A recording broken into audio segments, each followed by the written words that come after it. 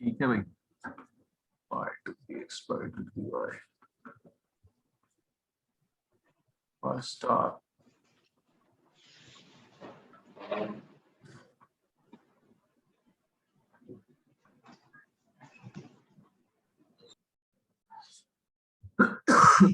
Sorry. तो ये है बच्चों O2 टाइप मॉलिक्यूल्स के लिए एनर्जी ऑर्डर, है ना। छोटे वालों के लिए N2 या उसके छोटे के लिए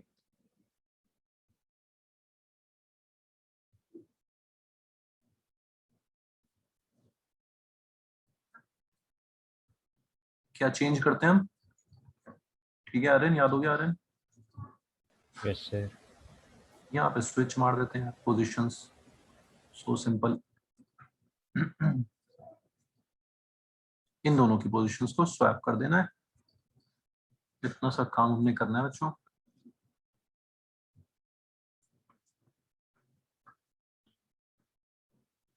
तो ज्यादा टेंशन नहीं लेने का है, सीधे थ्योरी को कैसे यूज करने का है वो समझने का है अपने को।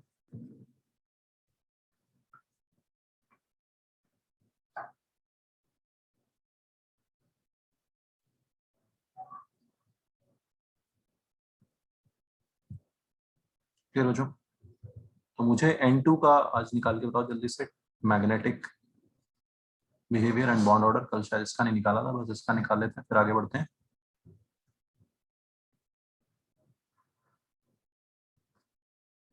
करो बच्चों।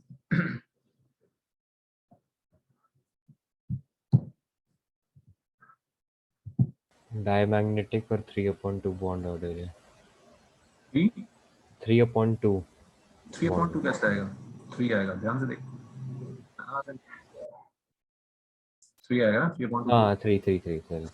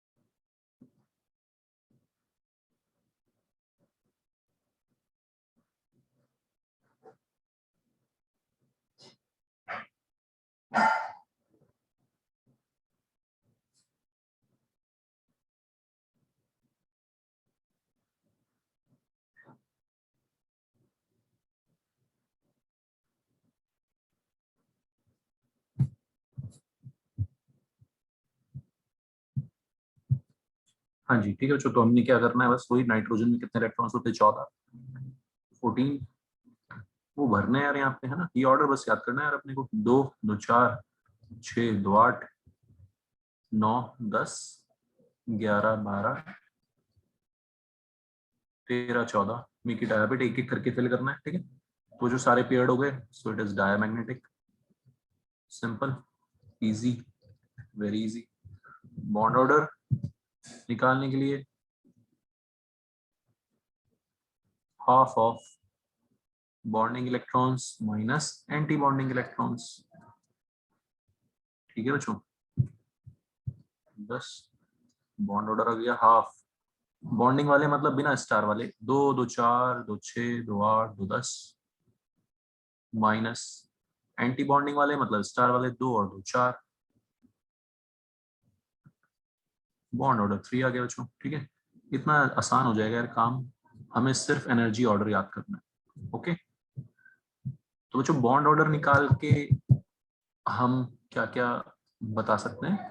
मैग्नेटिक बिहेवियर आ गया, डायमंड बॉन्ड ऑर्डर आ गया, और उसके अलावा बच्चों क्या कि bond length is inversely proportional to bond order, है ना। रेजोनेटिंग स्ट्रक्चर्स में भी देख चुके हैं हम। Understood everyone? बॉन्ड लेंथ अगर कोई बोलेगा तो that is inversely proportional to bond order. और अगर कोई बॉन्ड स्ट्रेंथ बोलेगा, बॉन्ड स्ट्रेंथ तगड़ा कौन है, बॉन्ड किसका ज्यादा स्ट्रॉन्ग है, ट्रिपल बॉन्ड ज्यादा स्ट्रॉन्ग होगा ऑब्वियसली, तो बॉन्ड ऑर्डर के डायरेक्टली प्रोपोर्शनल हो जाएगा। समझ में आ रही सबको बात बच्चों? ठीक है, ये दो रूल्स सिंपल सिंपल से। तो अपने को बस बॉन्ड ऑर्डर निकालना है, बॉन्ड लेंथ कंपेयर करनी हो तो उल्टा ऑर्डर लिख देना है, बॉन्ड स्ट्रेंथ कंपेयर करनी हो तो सीधा ऑर्डर लिख देना है। ठीक है, देखो कॉम्पिटिटिव एग्जाम्स में ऐसे क्वेश्चंस आते हैं, करो एक बार ये 5th question.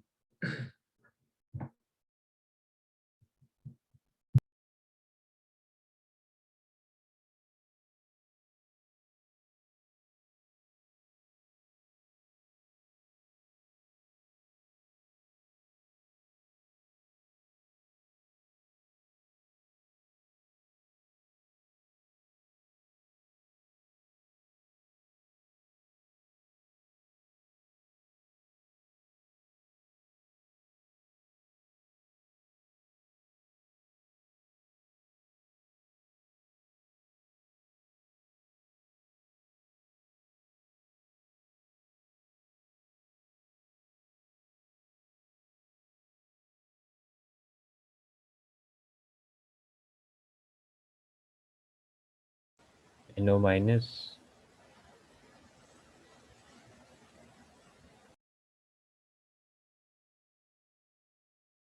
Yes sir, NO minus होगा।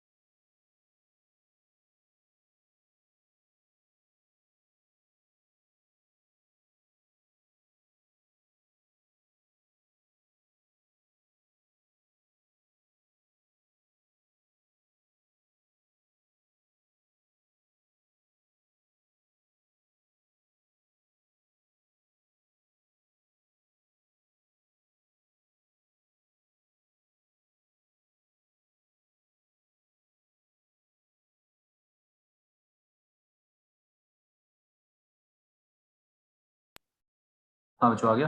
तो कुछ नहीं करना है इसमें, आपको टोटल इलेक्ट्रॉन्स देखने हैं, है ना। आर NO माइनस 7 इलेक्ट्रॉन्स नाइट्रोजन के, 8 ऑक्सीजन के, और एक और आ गया 15 हो गए। कौन सा आंसर आएगा इसका बताओ NO minus.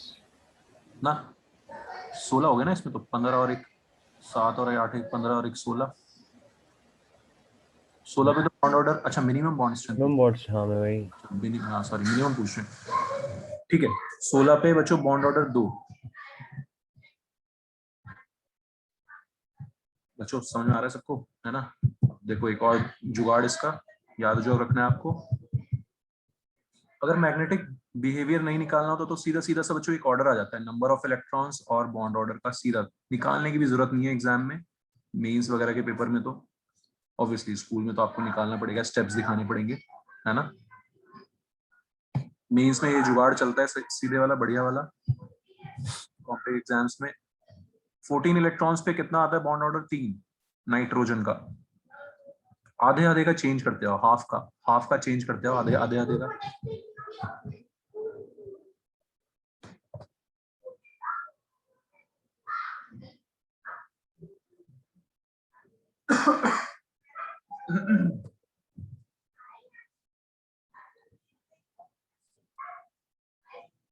Three is maximum bond order, है ना। तो अब यहाँ से घटना शुरू हो गया। 16 पे आपको पता है 16 इज ऑक्सीजन, ऑक्सीजन पे बॉन्ड ऑर्डर 2 होता है, ठीक है बच्चों। कल हमने निकाला ही था O2 माइनस का, निकाला था सुपर ऑक्साइड का 1.5 आधे आधे का चेंज हो रहा है, कितने का चेंज हो रहा है, हाफ हाफ का।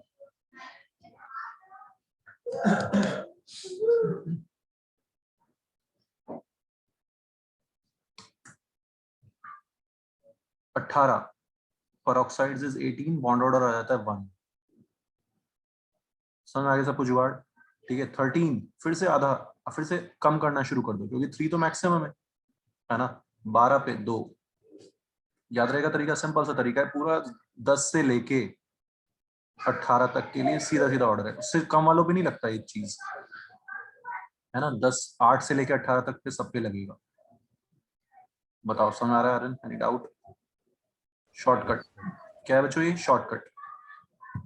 अब आपको सिर्फ क्या करना है, इलेक्ट्रॉन्स देखो कितने हैं, ठीक है। अगर NO मतलब 15 इलेक्ट्रॉन, 7 और 8 15, NO प्लस मतलब 14 इलेक्ट्रॉन्स, NO2 प्लस मतलब 13 इलेक्ट्रॉन्स।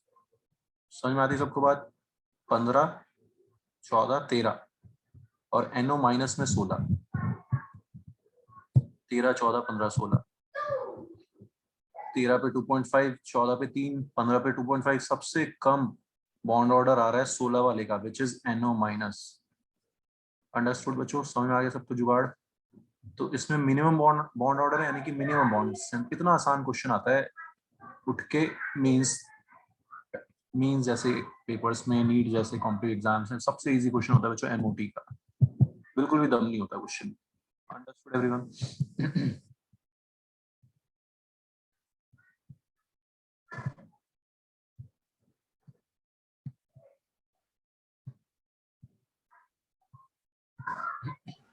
अरे भाई वो टेबल वापस दिखाना, वो मुझे अभी।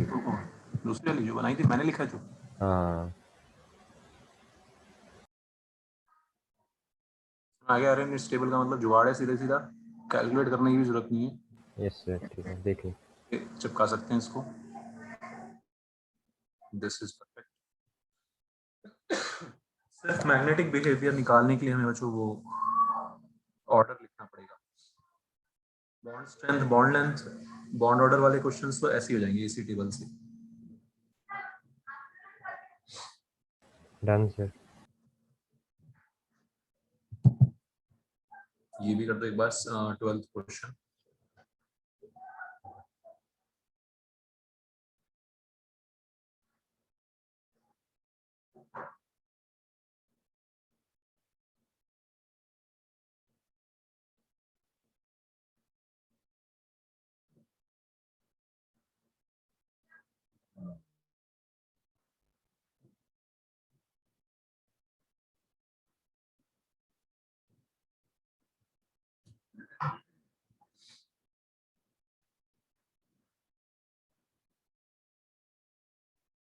सर सी है क्या इसका?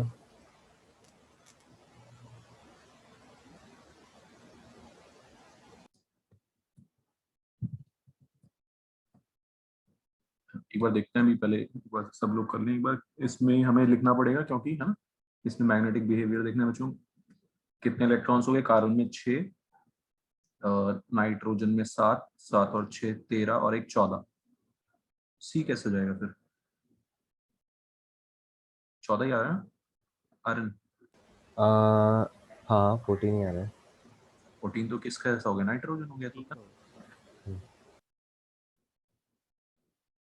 अच्छा ठीक है, समझ आ रही मेरी बात? सही जोड़ा है ना मैंने, 7 नाइट्रोजन के इलेक्ट्रॉन्स, 6 कार्बन के, ठीक है बच्चों, 13 और एक 14। 14 इलेक्ट्रॉन्स पे तो 3 और डायमैग्नेटिक होगा, जैसे अपना N2 होता है नाइट्रोजन। समझ में आ रही बात? सिर्फ इलेक्ट्रॉन्स का खेल है यार MOT में।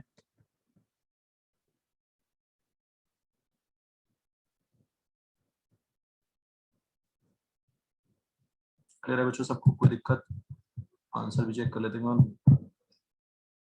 12 वाले का, हाँ 12th का A ही है।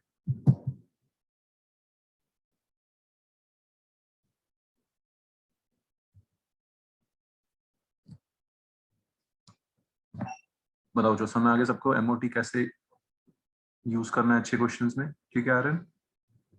गलती समझ आ गई? यस सर, वो मैंने ऐड गलत कर दिया।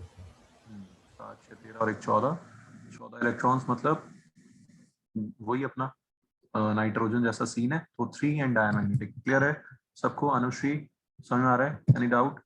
No sir, no doubt. ठीक है, अच्छा, बहुत आसान है मोटी, बस आपको ये एनर्जी ऑर्डर याद रखना है। केमिस्ट्री का एक ही फायदा बच्चों है ना, बहुत अजीब अजीब सी गंदी गंदी थ्योरीज होती है। मैं भी बहुत बोर होता था जब पढ़ता था, लेकिन क्वेश्चंस बहुत एकदम जो पढ़े हुए क्वेश्चंस ही आते हैं, कोई बाहर से नहीं आता है ना। जो आपने पढ़ लिया वही आना है सीधा सीधा, है ना। ये फायदा होता है। अगर हमने थोड़ा सा एफर्ट्स डाल लिए इसमें तो स्कोरिंग हो जाती है फिर। 14 क्वेश्चन देखो एक बार और ट्राई करो, बताओ मुझे।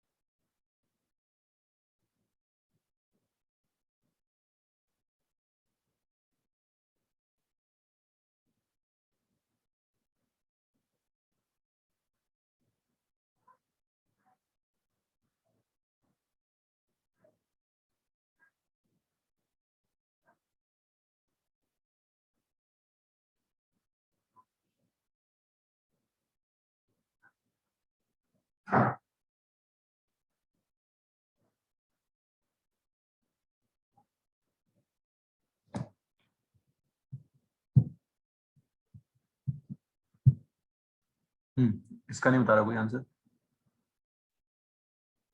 फिर इसका O2 माइनस, इसका A है क्या?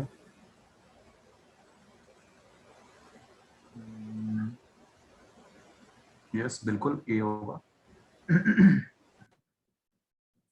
हिंट बच्चों सिंपल सा ये वही हिंट है अपना, है ना। ये मैग्नेटिक मोमेंट का फॉर्मूला बच्चों हमने सेकंड चैप्टर में जो पढ़ा था, √n × n+2।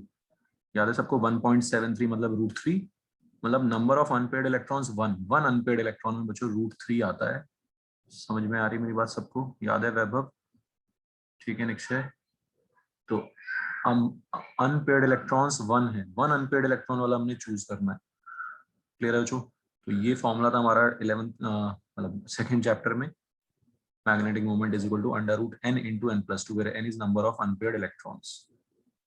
तो वहां से लेकिन क्वेश्चन एलिमिनेशन मेथड से हो सकता है ना, मतलब एक एक करके तीनों का निकालना पड़ेगा। नहीं, अनपेड इलेक्ट्रॉन तो ए में ही आ रहे हैं दोनों में एक एक। हाँ चेक करना हाँ पड़ेगा। वही कह रही एक हाँ एक चेक तो करना पड़ेगा इसमें ना। ठीक है, तो O2 में अपने O2 में बच्चों 2 अनपेड इलेक्ट्रॉन होते हैं, कल ही किया था हमने। O2-1 क्या होता है हमारा? Super oxide. ठीक है, तो उसमें एक और आ जाता है तो एक अनपेड बचता है। और O2+1 में एक चला जाएगा तो भी एक अनपेड बचेगा। ठीक है, एक नया आएगा तो भी दो एक अनपेड, और एक हट जाएगा तो भी एक अनपेड।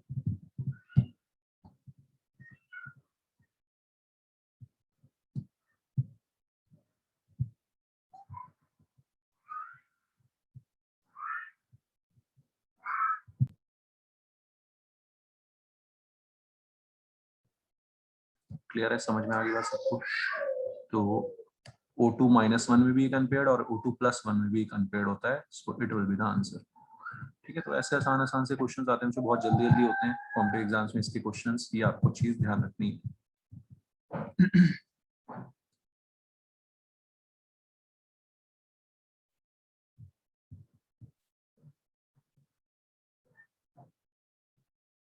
तो ये हो गए हमारे दो एनर्जी ऑर्डर, जो दो आपको यूज करने। ठीक है, कभी स्टेबिलिटी कंपेयर करने के लिए आए ऐसे क्वेश्चंस आए कि भाई कंपेयर स्टेबिलिटी, तो स्टेबिलिटी भी बॉन्ड ऑर्डर के डायरेक्टली प्रोपोर्शनल। ठीक,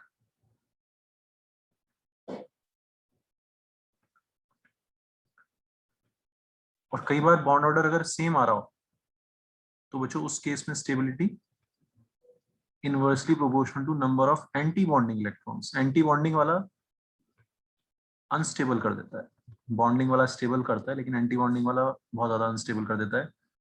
एंटी बॉन्डिंग इलेक्ट्रॉन्स के इनवर्सली प्रोपोर्शनल स्टेबिलिटी।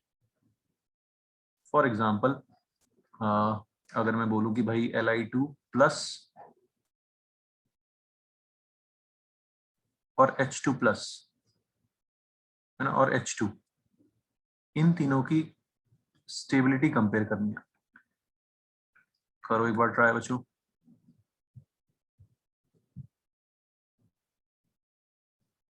लिथियम में होते हैं 3 इलेक्ट्रॉन, हाइड्रोजन में 1।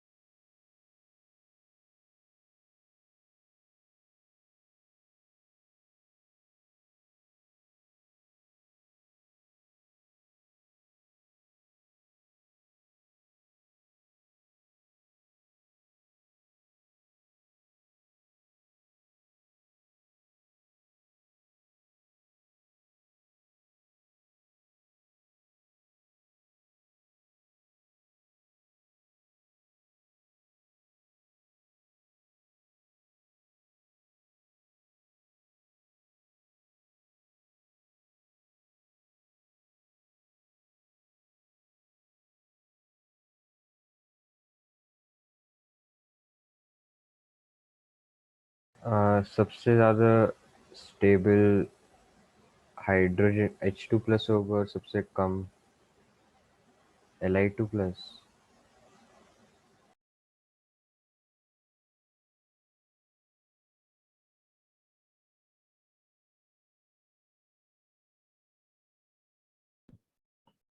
फिर से सोच ले एक बार।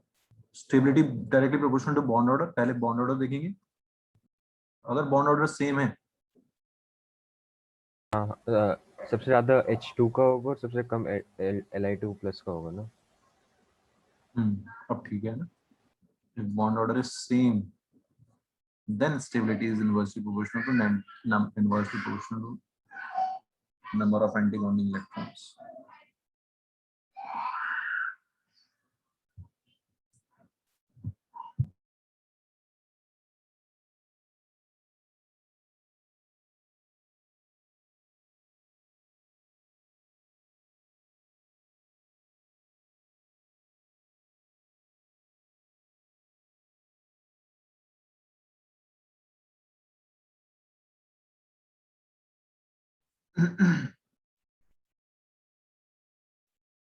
ठीक है बच्चों, तो Li2 प्लस सब लोगों को समझ आ रहा है बच्चों। इसमें कितने इलेक्ट्रॉन्स हो जाएंगे? 5। 3 2 6 -1। H2 प्लस में 1 इलेक्ट्रॉन होगा और H2 में होंगे 2 electron. Sigma 1s, sigma 1s star, sigma 2s। यहीं तक काम चल जाएगा बस।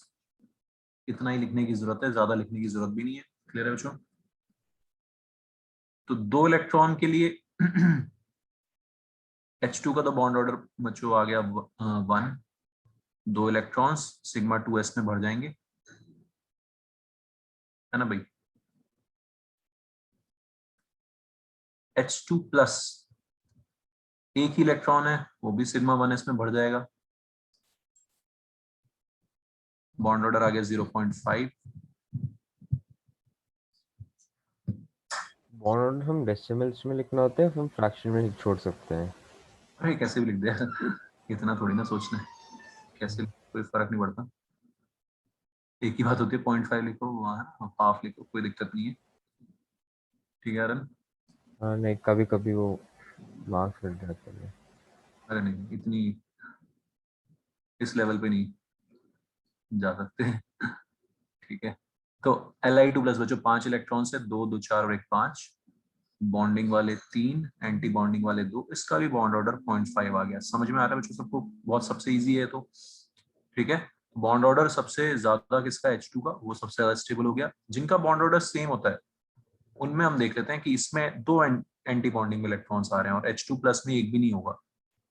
ओके, क्लियर है एवरीवन? बच्चों सबको समझ आ रहा है? कोई दिक्कत परेशानी? इस तरह से ये एमओटी से हम ये सब चीजें बता सकते हैं।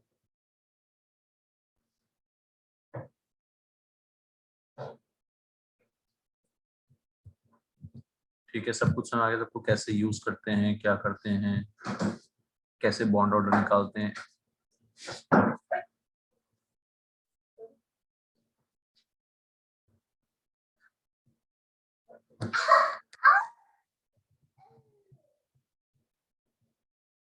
लास्ट चीज है एमओटी में, शेप्स, है ना? 1s की मैंने शेप आपको स्टार्टिंग में बताई थी, बट इनकी शेप थोड़ा सा ध्यान रखनी है। शेप्स में कुछ एक इंपॉर्टेंट चीज भी आती है, वो भी ध्यान रखना है। तो 1s जब कंबाइन होते हैं, ठीक है, बना रहता है, एक तो एड अप हो जाएगा, एक तो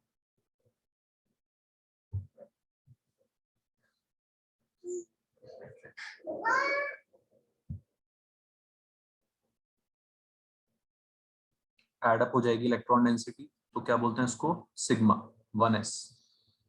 सिग्मा बॉन्ड बनेगा 1s में, ऐड हो जाएगा तो हम बोलेंगे सिग्मा, और अगर सब्ट्रैक्ट हो जाएगा तो बोलेंगे क्या उसको, सिग्मा 1s स्टार। ठीक है, तो ये कोई मिल गया कि जादू जैसी शक्लें बन जाएंगी इनकी। समझ आ रहा है सबको? ये सब्ट्रैक्ट होगी बीच में इलेक्ट्रॉन डेंसिटी। क्लियर बच्चों? कोई डाउट?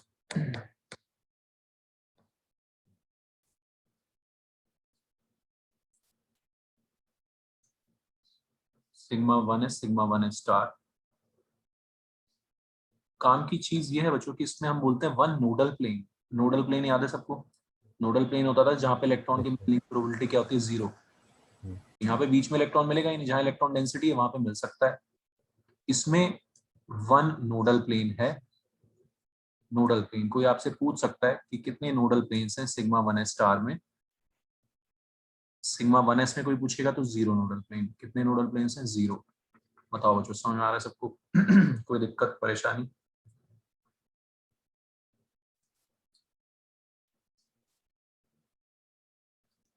All right.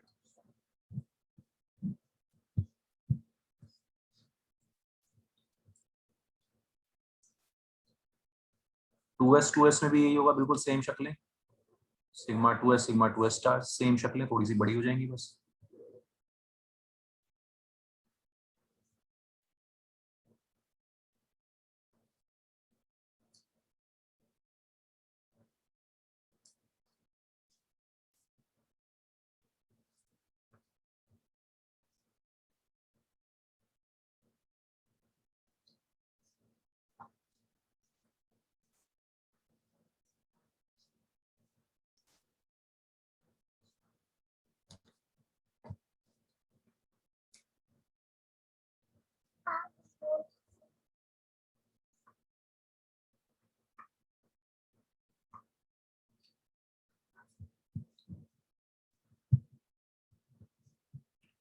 क्लियर बच्चों? ये हमें शेप्स, मैं क्यों बता रहा हूँ आपको, नोडल प्लेन्स ध्यान रखना। तो ये सब चीजें स्कूल में नहीं पूछेंगे ऑब्वियसली, ये कॉम्पिटिटिव एग्जाम्स वगैरह में पूछ लेते हैं कि कितने नोडल प्लेन्स हैं, क्या है।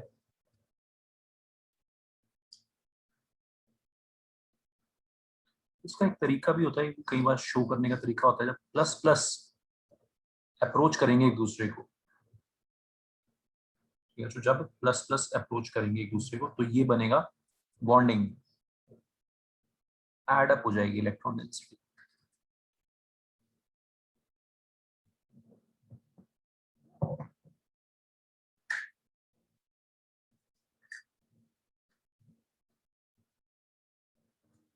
इलेक्ट्रॉन डेंसिटी ऐड होगी।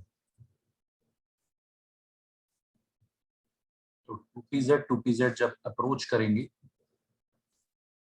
क्या बनता है बच्चों, हमने पढ़ा हुआ है sigma 2pz।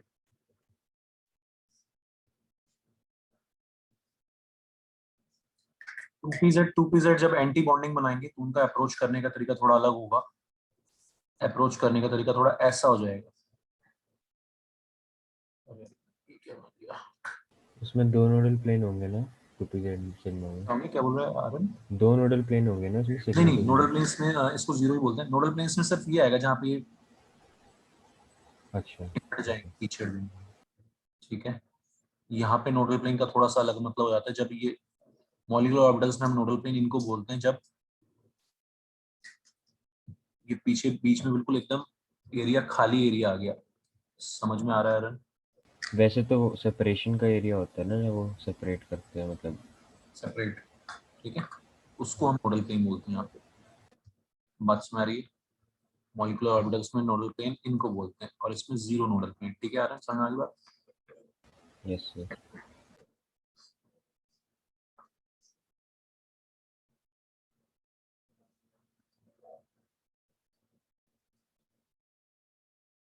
Sigma 2p z star, बताओ बच्चों समझ में आ रहा है सबको? बॉन्डिंग एंटी बॉन्डिंग का मतलब।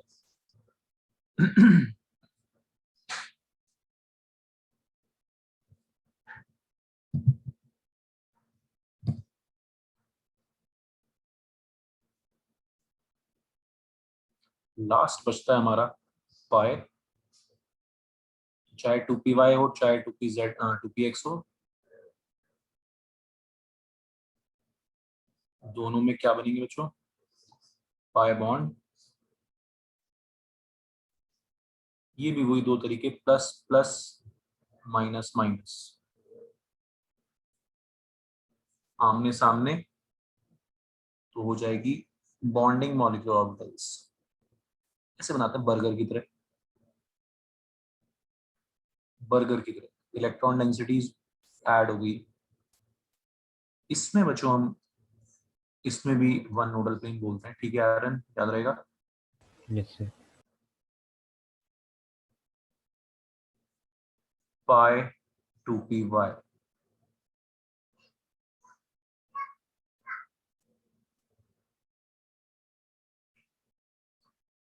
ये सुंदर से चित्र आपको डायग्राम लास्ट में याद रखने हैं। बहुत कम, अब तो कम पूछते हैं, मतलब अब तो अधिकतर क्वेश्चंस वही रहते हैं जो हमने जैसे हमने आज करे, bond order, bond strength, magnetic behaviour वाले।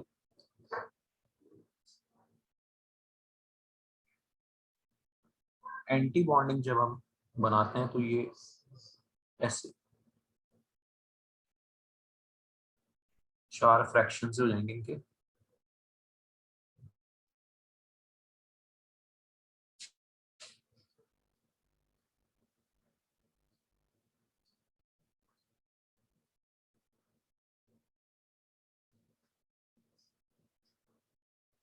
इसमें दो नोडल प्लेन आ रहे हैं। ठीक है बच्चों, याद रहेगा सबको? कोई दिक्कत? ध्यान से देख लो, ये हैं शेप्स, एक्स्ट्रा चीज, ये शेप्स है इन मॉलिक्यूलर ऑर्बिटल्स की। 2pz में ये चार पार्ट्स में क्यों नहीं डिवाइड हुआ? क्या बोल रहा है आर्यन, क्यों हुआ? नहीं, जैसे 2py में चार पार्ट्स में डिवाइड हुआ लेकिन चार्जेस तो दोनों में सेम ही थे 2pz और 2py में, तो फिर वो क्यों नहीं चार पार्ट में डिवाइड हुआ? 2pz क्यों नहीं चार पार्ट में डिवाइड हुआ? अप्रोच देखना तू, अप्रोच सिर्फ ये दोनों कर रहे हैं यहाँ पे सिग्मा बॉन्ड के लिए। ठीक है, यहाँ पे ये दोनों भी कर रहे हैं, ये दोनों भी अप्रोच कर रहे अच्छा हैं। ठीक है। ठीक है, तो ये भी पीछे हट गए, ये भी पीछे, चार टुकड़े हो गए।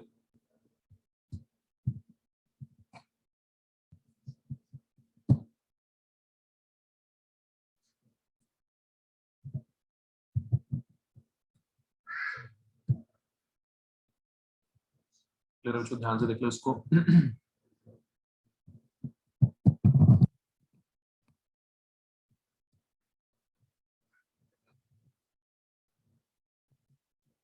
These are the shapes of these molecular orbitals.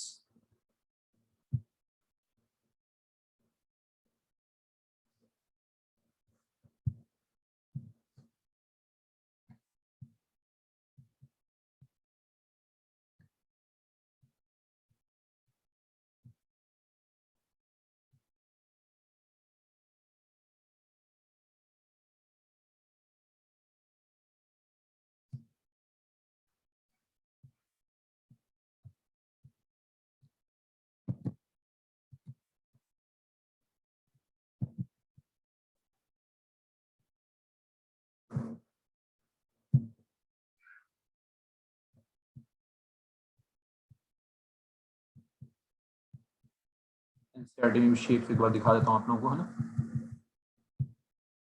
ये देखो जो ये शेप्स बनी हुई है इस वाले पेज पे, ठीक है, 1s 1s स्टार, तो आपको समझ आ गया, देखो कैसे बना रखा है, ठीक है बच्चों।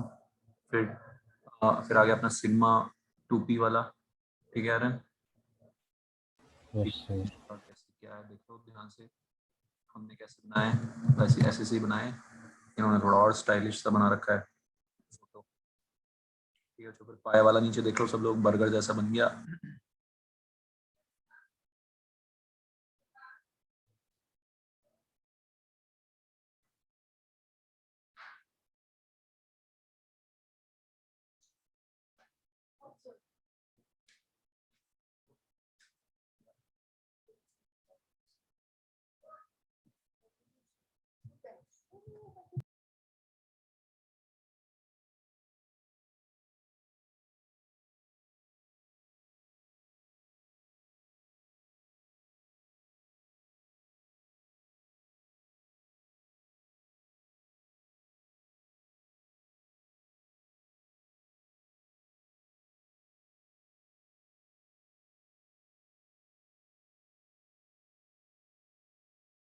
तो ये अच्छा 2px स्टार में दो नोडल प्लेन कैसे हुए? तो एक एक ही तो दिख रहा है इसमें, इस डायग्राम में।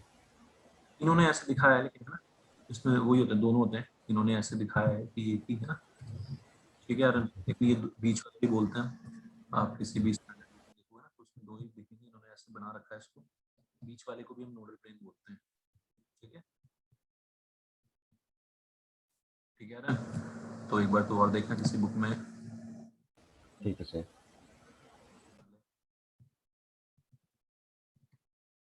समझ में आ गई बात, शेप्स समझ में आ गया रहे, ठीक है। तो ये हो गया जो आपका पूरा एमओटी की कहानी, मॉलिक्यूलर ऑर्बिटल थ्योरी। तो लास्ट चीज इसमें बचती है जो एच बॉन्डिंग, हाइड्रोजन बॉन्डिंग, है ना। एक दो और स्पेशल से बॉन्ड्स होते हैं, बनाना बॉन्ड वगैरह, वो हम पढ़ेंगे वहीं पे एस ब्लॉक में, ऑर्गेनिक के साथ पढ़ेंगे बनाना बॉन्ड।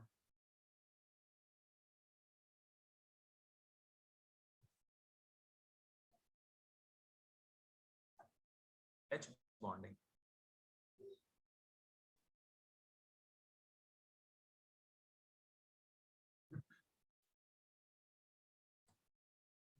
तो एच बॉन्डिंग क्या होती है? जो बेसिकली एच बॉन्डिंग कोई बॉन्ड नहीं होता, स्ट्रॉन्ग अट्रैक्शंस डेवलप हो जाते हैं पोलैरिटी की वजह से, ठीक है।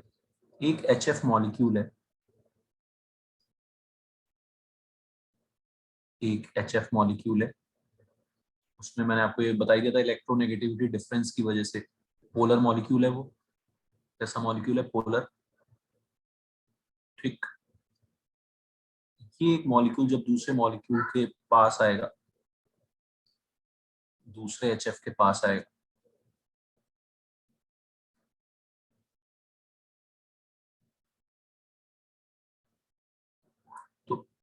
तो इस H प्लस में और फ्लोरीन के ऊपर जो नेगेटिव चार्ज है, उसके ऊपर जो लोन पेयर्स है, उनमें स्ट्रॉन्ग अट्रैक्शंस डेवलप हो जाएंगे। क्या डेवलप हो जाएंगे? Strong attractions.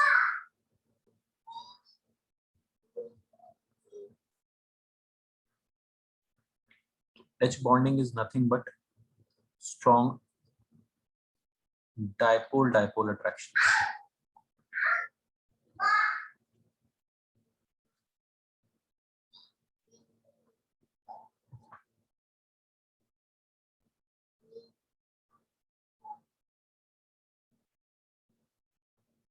क्लियर है? Strong dipole attractions.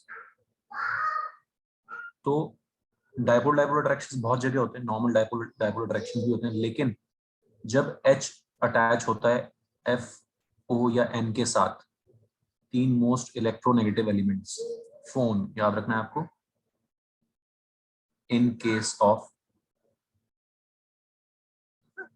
HF, HO, HN, इन तीन केस में जो ये इलेक्ट्रोनेगेटिविटी डिफरेंस बहुत ज्यादा होता है, मैक्सिमम होता है, ऑब्वियसली आपको पता है फ्लोरीन इज मोस्ट इलेक्ट्रोनेगेटिव, फिर ऑक्सीजन, फिर नाइट्रोजन, ये तीन मोस्ट इलेक्ट्रोनेगेटिव एलिमेंट्स हैं।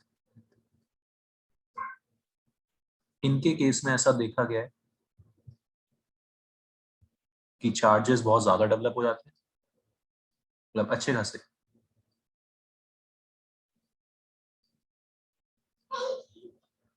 और इस वजह से है ना, ये प्लस चार्ज काफी ज्यादा जाता है हाइड्रोजन पे, इस वजह से ऑक्सीजन फ्लोरीन के पास लोन पेयर भी है, इस वजह से इनमें अट्रैक्शन बहुत स्ट्रॉन्ग डेवलप हो जाते हैं, स्ट्रॉन्ग अट्रैक्शन हो जाते हैं, जिनको एच बॉन्डिंग बोलते हैं। क्या बोलते हैं बच्चों? H bonding. बताओ, समझ आ रहा है सबको? कोई दिक्कत? एक तरह से कोई केमिकल बॉन्ड नहीं है, it is not a chemical bond, it is a strong attraction जो चार्जेस आने की वजह से डेवलप हो रही है। ये आपको ध्यान रखना है, समझना है, याद रखना है। नाम दिया गया है इसका H bonding.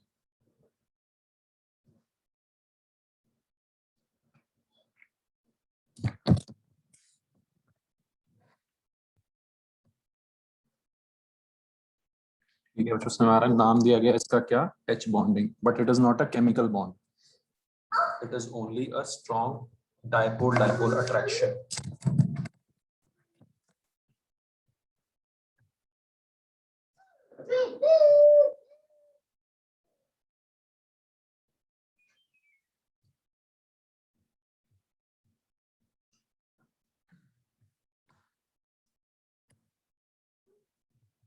So H bonding is not a chemical bond। पहली बात तो आपको ये याद रखनी है, केमिकल बॉन्ड की कैटेगरी में नहीं आता ये। First point important.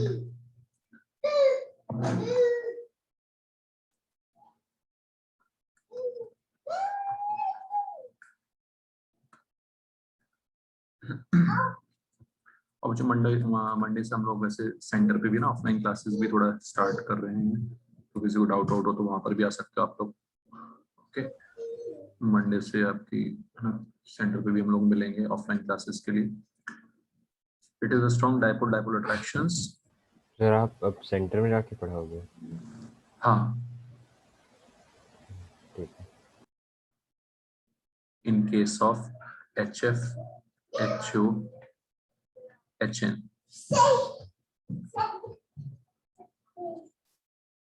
क्लियर है बच्चों? सबको समझ आई बात? तो ये एक बॉन्ड बोल दिया इसको एच बॉन्डिंग, बट ये एक डायपोल डायपोल अट्रैक्शन होता है। तो आपको भी पता ही है ये भी एक तरह से नीड बेस्ड थ्योरी है। क्या है? नीड बेस्ड थ्योरी है ना। समझना इस बात को मेरी। बॉइलिंग पॉइंट्स में आपको 12th में भी आएगा, ये 12th क्लास में भी सिलेबस में है। जनरली बॉइलिंग पॉइंट बच्चों मास बढ़ने के साथ बढ़ता है, क्योंकि मास ज्यादा है ना, मास ज्यादा तो बॉइलिंग पॉइंट ज्यादा, वॉन्डरवॉल अट्रैक्शंस ज्यादा। ये सब हम पढ़ेंगे, वॉन्डरवॉल अट्रैक्शंस का नाम भी अभी हम पढ़ेंगे। ठीक है, तो मास ज्यादा होने से जब बड़े बड़े मॉलिक्यूल्स होते हैं उनमें उतना ही ज्यादा अट्रैक्शन होगा। मॉलिक्यूल्स में अट्रैक्शन ज्यादा होता है तो बॉइलिंग पॉइंट क्या हो जाता है बच्चों? ज्यादा हो जाता है। तो जनरली ये ऑर्डर आता है HCl HBr HI। लेकिन HF के केस में, HF के केस में बॉइलिंग पॉइंट एक्सेप्शनली हाई होना चाहिए। सबसे कम पहुंच गया फर्स्ट पोजीशन पे। क्यों हुआ ऐसा? Due to H bonding. इसका रीजन सोचा गया H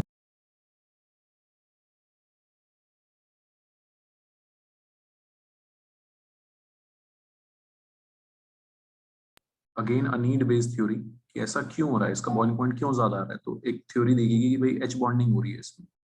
बात समझ आ रही है बच्चों सबको?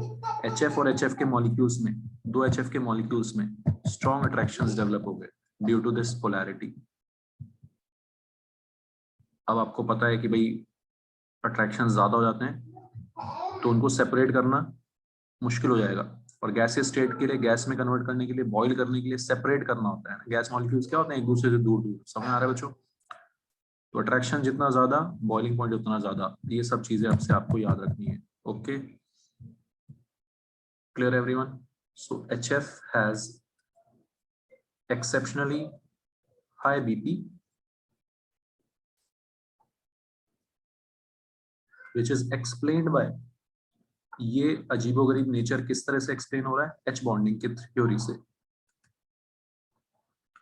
जिसकी सबसे ज्यादा इलेक्ट्रोनेगेटिविटी होगी वही इसकी ज्यादा हाई बॉइलिंग पॉइंट होगा ना सर। ऐसा नहीं है ना, वही तो ऐसा नहीं हो रहा ना। आर एन सीएल का ज्यादा होता है इलेक्ट्रोनेगेटिविटी बीआर से, है ना। आई का होता है नहीं, जो होता है सीएल का ज्यादा बीआर से। हाँ तो बच्चे केमिस्ट्री है, कहीं पे मास आगे निकल जाता है, कहीं पे, है ना। केमिस्ट्री का खेला बड़ा अजीब है। इसीलिए इस तरह से समझ कि एच बॉन्डिंग कहाँ है इतनी स्ट्रॉन्ग। नॉर्मल अट्रैक्शंस की बात नहीं है, H bonding is a special attraction, ठीक है। वो आ रही सिर्फ 3 केस में। अब जाके चीज नॉर्मल लग रही है, ठीक है। H C L H B R H I में नॉर्मल मास पे डिपेंड कर रहा है, ठीक है यार, अब समझ आ रहा है। तो यस ऐसा हुआ कि सिर्फ इलेक्ट्रोनेगेटिविटी पे डिपेंड कर जाएगा, वरना तो तेरा ऑर्डर एकदम उसका उल्टा आना चाहिए था, है ना। समझ में मेरी बात आ यस रही सर। है तो। हाँ, तो बच्चे जनरली मास पे डिपेंड करती है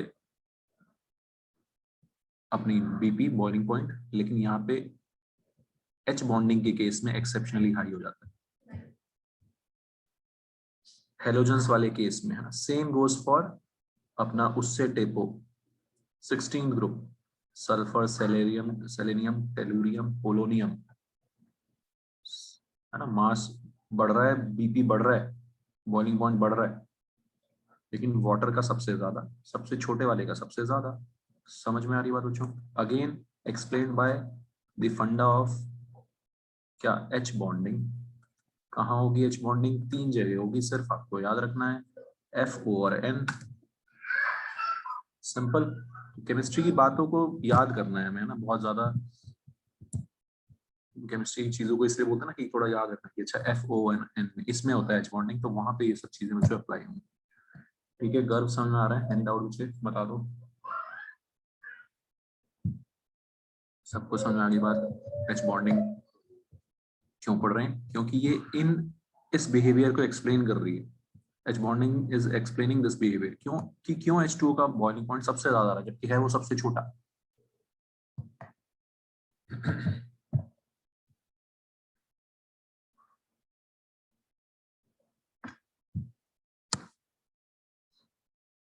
एक और चीज को एक्सप्लेन करेगा, बहुत इंपॉर्टेंट चीज को एक्सप्लेन करता है एच बॉन्डिंग।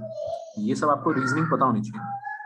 कुछ रीजनिंग वाले क्वेश्चन इस तरह से आएंगे कि आपको पता है ice is lighter than water. Ice solid है, वाटर लिक्विड है, but still ice is lighter than water. पता है आप लोगों को, है ना। Yes sir. आइस तैरती है पानी पे। उसका भी रीजन बच्चों एच बॉन्डिंग से दिया जाता है। आइस के केस में,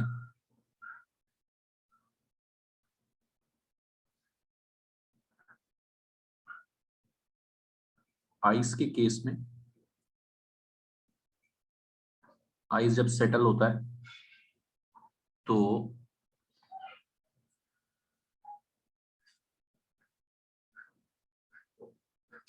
कुछ ऐसे सेटल हो जाता है वो।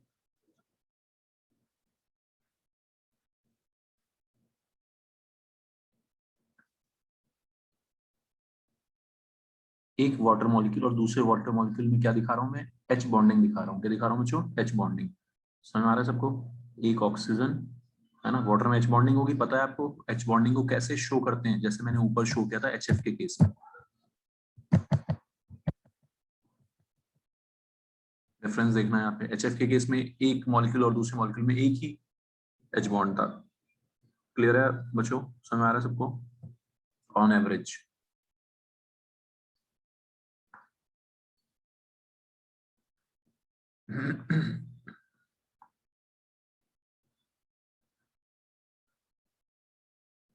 तो एक molecule on average 2 H bond बना रहा है ना। ये बीच वाला मॉलिक्यूल आगे वाले मॉलिक्यूल पीछे वाले मॉलिक्यूल 2 एच बॉन्ड बना रहा है। लेकिन यहाँ पे एक वाटर मॉलिक्यूल बच्चों on average 4 bond H bond बना लेगा, क्योंकि H 2 है। H ज्यादा तो एच बॉन्डिंग ज्यादा। समझ में आ रहा है सबको? H ज्यादा तो एच बॉन्डिंग ज्यादा। देख लो सब लोग ऐसे सज जाते हैं ये।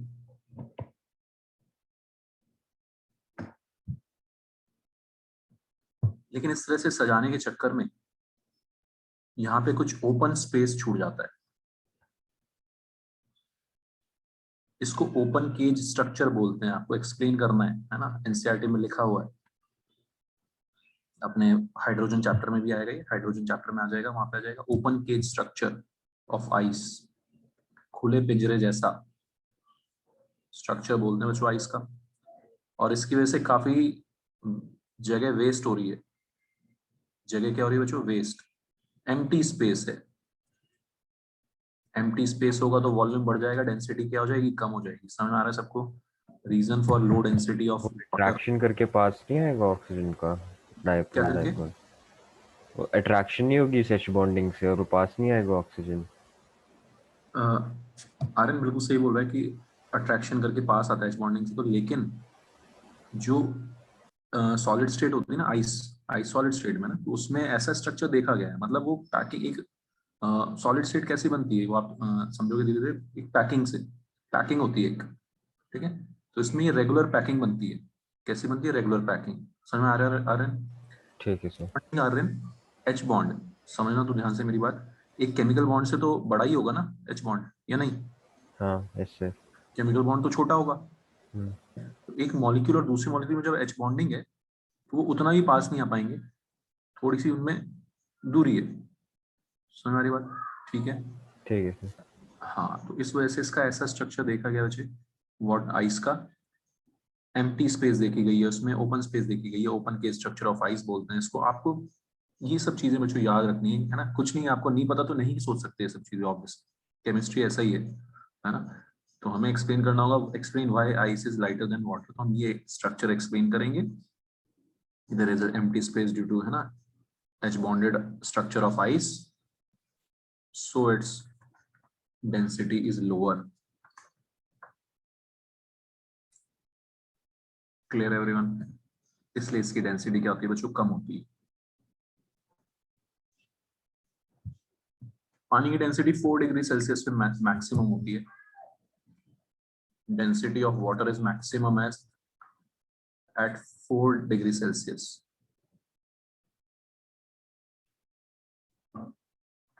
उसका रीजन भी बच्चों इसी तरह से एक्सप्लेन किया जाता है कि पहले जब हम हीट करते हैं, टेम्परेचर देना शुरू करते हैं, आइस को हीट करना शुरू किया, ठीक है, तो वो एच बॉन्ड्स टूटते हैं, और एच बॉन्ड्स के टूटने से ये पास आते हैं मॉलिक्यूल्स। एच बॉन्ड्स के ब्रेक होने के बाद मॉलिक्यूल्स आयरन पहले पास आते हैं।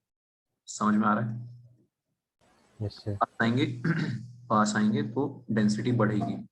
तो डेंसिटी 4 डिग्री सेल्सियस तक बढ़ती है। उसके बाद और आप हीट करोगे तो फिर मॉलिक्यूल्स में, आपको पता है वैसे तो नॉर्मली हीट करने पे डेंसिटी बढ़ती है क्योंकि एनर्जी आती है, एनर्जी से मूवमेंट स्टार्ट हो जाता है, मूवमेंट स्टार्ट होने से मॉलिक्यूल्स का वॉल्यूम बढ़ जाता है। समझ में आ रहा है बच्चों? ठीक। तो ये पॉइंट जो density of water is maximum at 4 degree celsius, ये भी एच बॉन्डिंग से ही एक्सप्लेन किया जाता है कि पहले हीट करेंगे तो 4 डिग्री सेल्सियस तक, है ना, एच बॉन्ड टूटने से मॉलिक्यूल्स पास आएंगे, उससे वो डेंसिटी बढ़ेगी।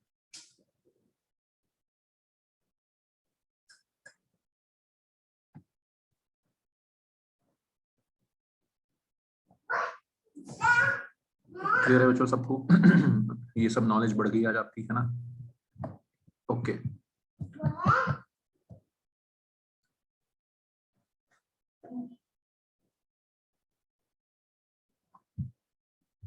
लास्ट पॉइंट है बच्चों बस, एच बॉन्डिंग दो टाइप की होती है, इंटरमॉलिक्यूलर और इंट्रामॉलिक्यूलर, है ना? H bonding is of two types.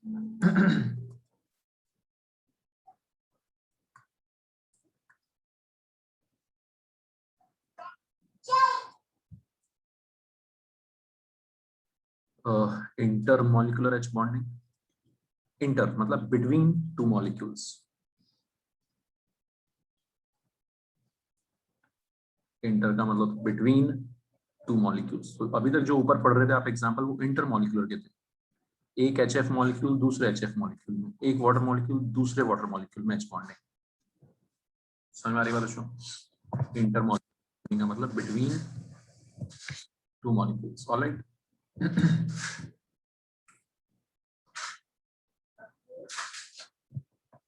Second होता है इंट्रा।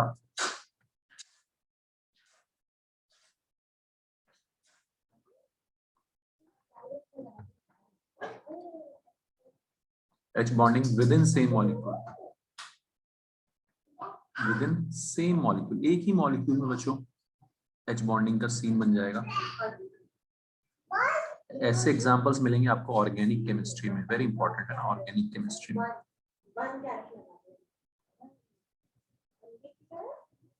समझ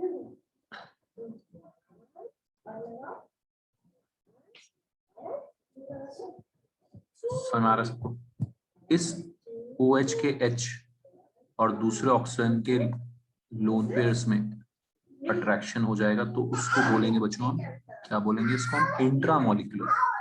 एक मॉलिक्यूल में, ये दूसरे मॉलिक्यूल के साथ नहीं है, एक ही मॉलिक्यूल में ऐसा सीन बन गया। देखो ध्यान से सब लोग, नई चीज है आपके लिए, आपको ध्यान रखना है, याद रखना है इसको।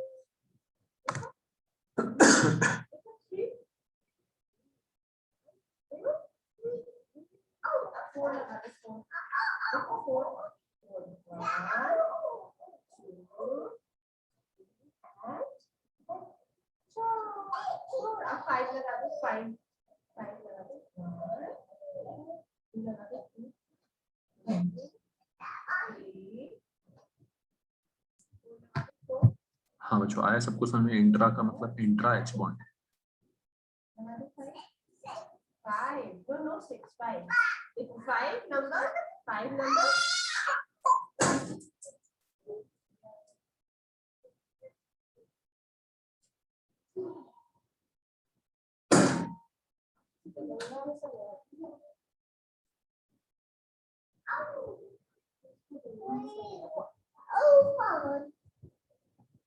ठीक है बच्चों, समझ आ रहा है सबको? OH ना?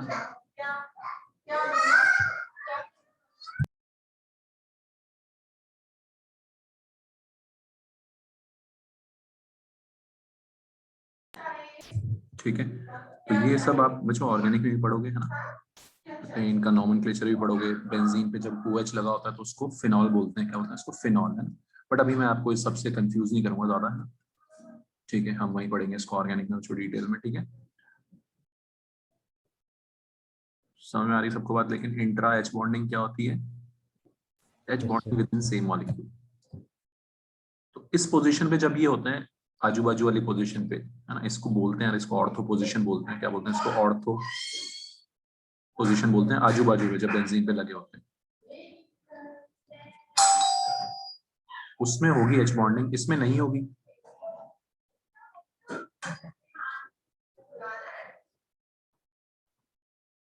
समझ आ रहा है सबको? तो इंट्रा H बॉन्डिंग किस में होगी? ऊपर वाले दोनों में। बताओ यार, समझ आ रहा है सबको भी? इंट्रा H बॉन्डिंग, है ना?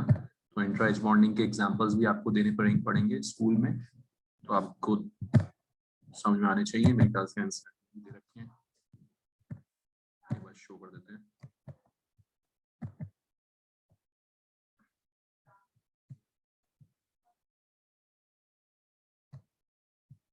कहाँ भाग गया मैं?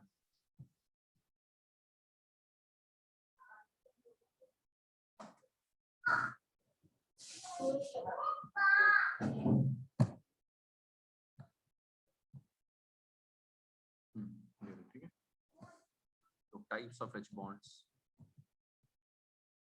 ठीक है, H bonding. Hydrogen bond can be defined as the attractive force which binds hydrogen atom of one molecule with the electronegative atom of another molecule. Okay? Hydrogen atom of one molecule with the electronegative atom of another molecule.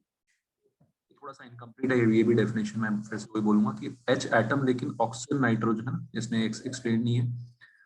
H atom जो है F और O और N के साथ ही होना चाहिए। जो एक एटम का जो मॉलिक्यूल, एक मॉलिक्यूल का जो H एटम है वो भी F और O और N के साथ ही अटैच होना चाहिए। समझ में आ रही मेरी बात मुझे सबको? कोई दिक्कत? ठीक है, कहाँ भाग गया? This is H bonding.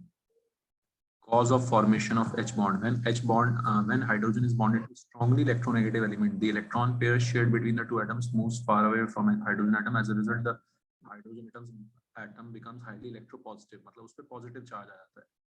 समझ में आ रहा है?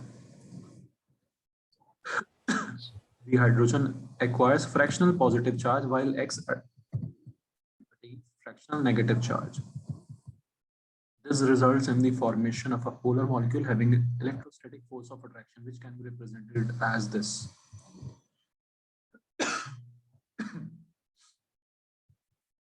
Clear बच्चों सबको? समझ आ गया? Types of H bonds: दो, intermolecular H bond, HF alcohol water में जो हो रहा है वो इंटरमोलिकुलर और intramolecular, it is found when जब सेम एटम है ना, इसको ऑर्थो नाइट्रोफिनॉल बोलते हैं कंपाउंड को। ऑर्गेनिक में इसका नोमेनक्लेचर आएगा, बट ऑर्थो वर्ड अभी से आपको याद रखना है।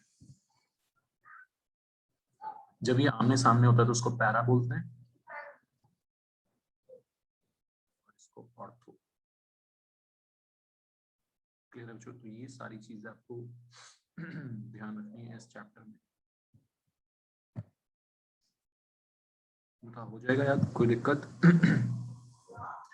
आज काफी थोड़ी अटेंडेंस लो है, 2-3 बच्चे बीमार हैं। ठीक है, तो हम फिर नेक्स्ट क्लास से ही नेक्स्ट चैप्टर स्टार्ट करेंगे ऑब्वियसली। तो आपको इस चैप्टर में जो अच्छे से खत्म करना है इसको, बहुत इंपॉर्टेंट चैप्टर है कॉम्पिटिटिव एग्जाम्स के लिए। एमओटी शेप्स वगैरह में और क्वेश्चन आज ही मोस्ट प्रोबेबली सेंड करूंगा, तो वो भी आप लोग ट्राई करते रहना। ठीक है अरे, समझ आ गई बात? अनुश्री, डाउट? ठीक है, नेक्स्ट शेयर। ओके, चलो बाय एवरीवन। बस